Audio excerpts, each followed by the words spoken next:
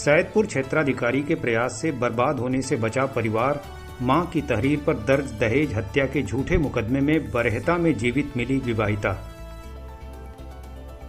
सादात थाना क्षेत्र के बरहपार भोजूराय से एक हैरान कर देने वाला प्रकरण सामने आया है, जिसमें एक विवाहिता की दहेज के लिए हत्या किए जाने की तहरीर मिलने के बाद पुलिस कथित हत्यारोपी ससुरालियों के विरुद्ध कार्रवाई की तैयारी में जुटी थी, लेकिन उक्त विवाहिता जीवित पाई गई।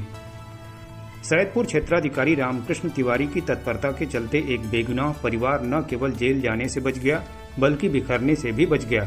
पुलिस ने विवाहिता को सकुशल बरामद कर लिया है। बीते 3 अक्टूबर को बरहपार भोजूराय निवासिनी राजवंती देवी पत्नी स्वर्गीय रामजी दास ने पुलिस को तहरीर देकर आरोप लगाया था कि उसकी बेटी रुचि को उसके ससुरालियों ने दहेज के लिए प्रताड़ित किया और उसकी हत्या कर 100 को ठिकाने लगा दिया। तहरीर के आधार पर पुलिस ने दहेज हत्या का मुकदमा दर्ज कर लिया। उक्त प्रकरण में सैदपुर क्षेत्राधिकारी रामकृष्ण तिवारी के निर्देशन में पूरे प्रकरण की गहन विवेचना शुरू की गई। इस बीच गहराई से की गई छानबीन में क्षेत्राधिकारी को मामला बेहद संदिग्ध लगा।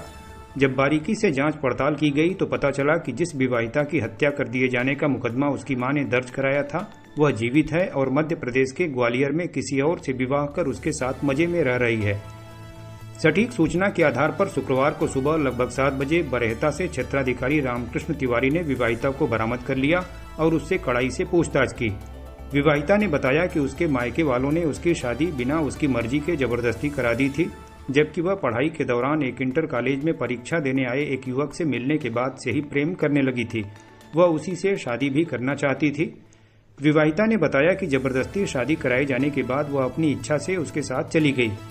इस बीच कथित मृतका के जीवित होने की जानकारी मिलते ही दहेज के लिए हत्या किए जाने का कलंक झेल रहे खानपुर थाना क्षेत्र के हथौड़ा गांव निवासी उसके पति राजेंद्र, सास कमली देवी, ससुर फूलचंद, देवर मुन्ना, आकाश और ननद रेनू की जान में जान आई।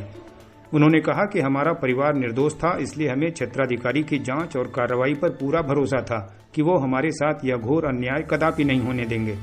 हमारे परिवार को जिस तरह से हत्या जैसे जघन्य अपराध में फंसाने का प्रयास किया गया था, अंततः वह झूठा और बेबुनियाद निकला।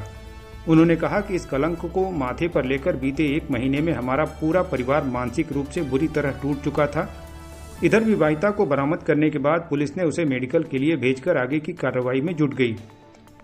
आपको बता दें कि हथौड़ा निवासी राजेंद्र की शादी 6 जून 2023 को रुचि के साथ हुई थी।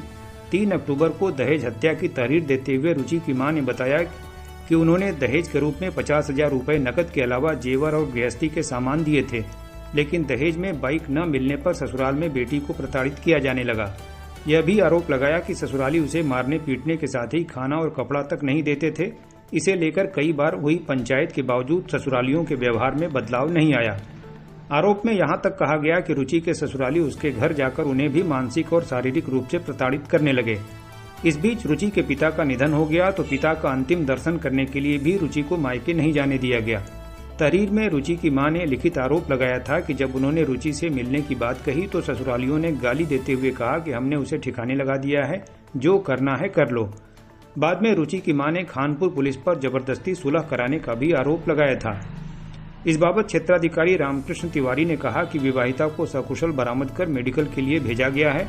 वहीं फर्जी मुकदमा दर्ज कराकर ससुरालियों को फंसाने के प्रश्न पर क्षेत्राधिकारी ने कहा कि पूरे प्रकरण की गहन जांच कराकर आवश्यक विधिक कार्रवाई की जाएगी।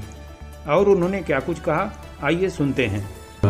देखिए, थाना सादात के अंतर्गत एक गांव है बरहापार भोजूरा, वहाँ की वादिनी है राजवंती देवी पत्नी स्वर्गीय रामदास। इनके द्वारा एक प्रार्थना पत्र दिया गया और उसमें इनकी पुत्री जिनका नाम रुचि है, उसके पति, सास, ससुर और अन्य के साथ 6 लोगों के खिलाफ जो है दहेज हत्या का मुकदमा लिखाया गया, जिसमें कि कुछ पैसे की मांग को लेकर दहेज हत्या हमारी बेटी की कर दी गई। इसका तत्काल हमारे जनपद के श्रीमान पुलिस अधीक्षक महोदय ने तत्काल संज्ञान लिया और मेरे नेतृत्व में एक टीम बनाई गई। 2 टीमें अलग से बनाई गई, सर्विलांस टीम की मदद ली गई। सभी साक्ष्यों का अवलोकन किया गया और तत्काल लड़की की बरामदगी की गई। लड़की की बरामदगी थाना सादात के अंतर्गत ही की गई। समस्त तथ्यों की जब छानबीन की गई तो पाया गया कि लड़की जिसका नाम रुचि है, इसकी शादी जून 2023 में हुई थी। इसके बाद ये शादी के कुछ दिन भी रही, फिर उसके बाद ही चली गई है। पहले बनारस गई, बनारस से भीमा पार गई, भीमा पार से फिर ये चली गई। एक लड़का है गजेंद्र से इसकी मुलाकात हुई थी एक स्कूल में पढ़ाई लिखाई के दौरान, जिससे कि इसका प्रेम संबंध था। लड़की से बातचीत करने पर पता चला कि लड़की की शादी बिना उसकी मर्जी की हुई थी, जिससे कि लड़की चली गई, अपने मन से गई थी। लड़की पर किसी पर ऐसी प्रताड़ना की कोई ऐसी बात लड़की ने नहीं बताई है। और अन्य जो साक्ष्य हैं कि लड़की के विषय में कौन कौन से तथ्य सामने आ सकते हैं, सभी साक्ष्यों का हम अवलोकन कर रहे हैं। वादिनी से भी बातचीत किया जा रहा है, सभी तथ्यों के अवलोकन कर हम विधिक कार्रवाई करेंगे। सर, इसमें जिसके खिलाफ दहेज हत्या का मुकदमा दर्ज हुआ था, उनके खिलाफ कोई कार्रवाई की गई? देखिए, दहेज हत्या के मुकदमे के बाद जो हम साक्ष्य संकलन करते हैं, उन साक्ष्यों के प्रकाश में ही जो भी विधिक सम्मत कार्रवाई की जाती है वो की जाएगी।